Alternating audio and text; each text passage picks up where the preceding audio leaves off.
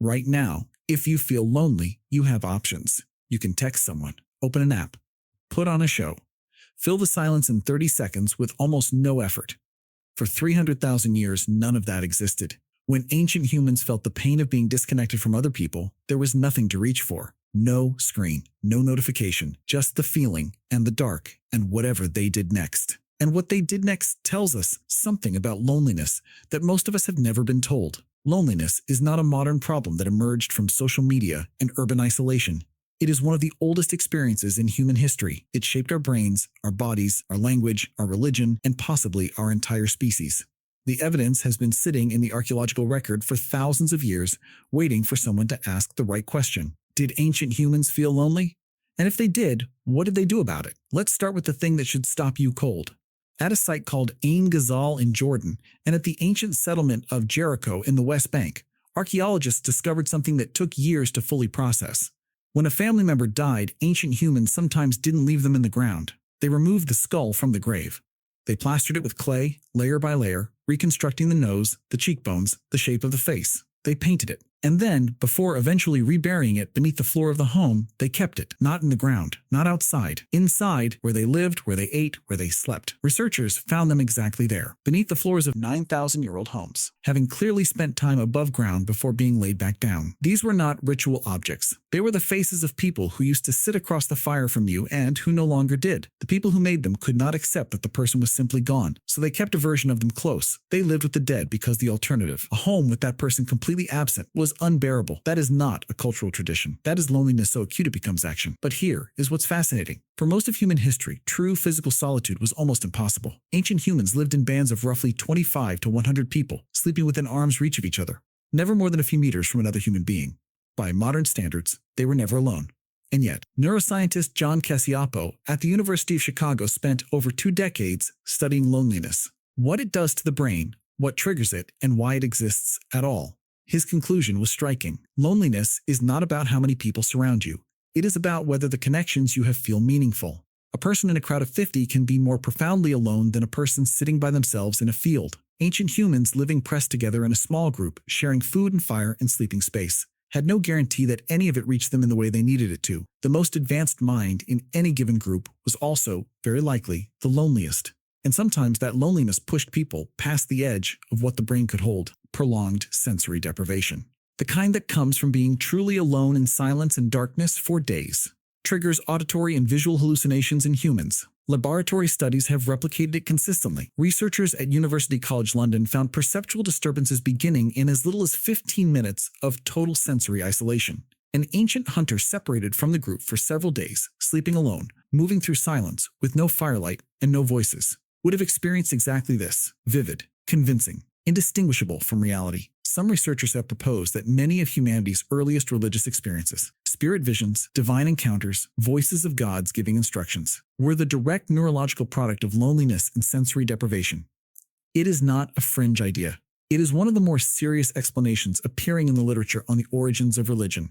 When the isolated brain generates a voice, and the person experiencing it has no framework for what a hallucinating mind does to itself, they experience something real, something that felt more real than anything the waking world had offered. We built theology out of loneliness, and we didn't even know we were doing it. But here is the part nobody talks about. Ancient humans almost certainly talk to themselves, out loud, and the behavior is older than we think. Experimental archaeologists replicating Paleolithic toolmaking, the careful knapping of flint into blades, found that participants spontaneously began talking to themselves within minutes of working alone, narrating the steps, commenting on mistakes, filling the silence with the sound of their own voice. It is what a brain built for constant social contact does the moment that contact disappears. The brain was designed to operate inside a conversation. When the conversation ends, it tries to generate one of its own. Ancient humans alone were almost certainly doing the same thing, talking to nobody, because nobody was there. And then, around 15,000 years ago, possibly earlier, they did something that changed everything. They made a friend.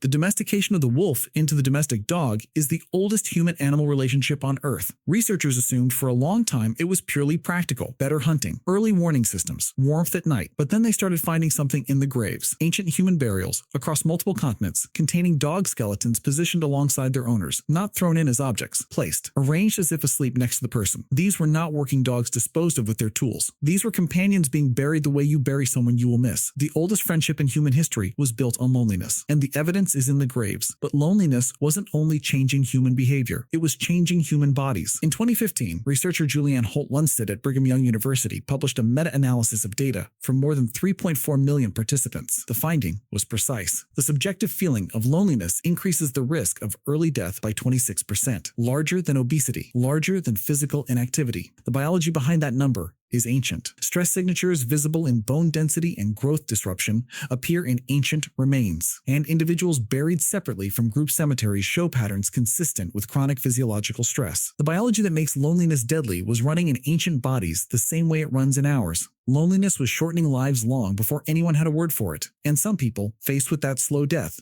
made a different choice. Homo sapiens reached Australia at least 50,000 years ago, and possibly as far back as 65,000, a date still actively debated. Getting there required crossing open ocean, stretches of water with no guaranteed sight of land, navigated without instruments, without maps, without any promise of what was on the other side. Some of the crossing may have been island hops, but sections of open water still had to be crossed deliberately, in boats, into the unknown. No animal does this by accident. Some researchers argue that the drive to explore, to cross impossible distances in search of new people, new belonging, is itself a biological response to social pain. The need to find somewhere you fit, even at the cost of everything familiar, is as old as the species. Every great human migration in history may have begun with a single person who felt too alone where they were to stay. The thing that made crossing the ocean possible, that made any of it possible, was not courage or tools or navigation. It was language. Evolutionary anthropologist Robin Dunbar of Oxford University spent decades building the social brain hypothesis. His central argument, contested by some, taken seriously across the field, is that human language did not evolve primarily for practical communication. Language evolved for social grooming. Talking to someone is the human equivalent of a primate picking parasites from another's fur. It creates bonds. It says without saying it, I see you, I am with you, you are not alone. Every conversation human beings have ever had, from the first grunts across a fire to the text you sent this morning, may be a 300,000-year-old solution to the same problem. And then there are the ones who couldn't solve it. In the ancient DNA record, there are migration patterns that researchers cannot explain. Single individuals, no group movement, a person whose genetic signature appears hundreds or thousands of miles from the population they came from, with no evidence of anyone traveling with them. Archaeologists call these ghost migrations. A person who walked away from everything they knew, alone, in a direction no one else was going, and kept walking. The loneliest explanation, and the one researchers keep returning to, is that they simply had no reason left to stay. We talk about loneliness as if it is something new, but the plastered skull beneath a year-old floor says otherwise. The dog in the grave says otherwise. The ghost walking alone across a continent 50,000 years ago says otherwise. Loneliness did not arrive with the internet. It arrived with consciousness. The moment your ancestors became aware that other people could be present or absent, loneliness became possible. And from that moment forward, everything humans built, language, religion, friendship, exploration, was in some part an answer to the same question. Is anyone out there? We are still asking it. We have just found more expensive ways to shout it into the dark.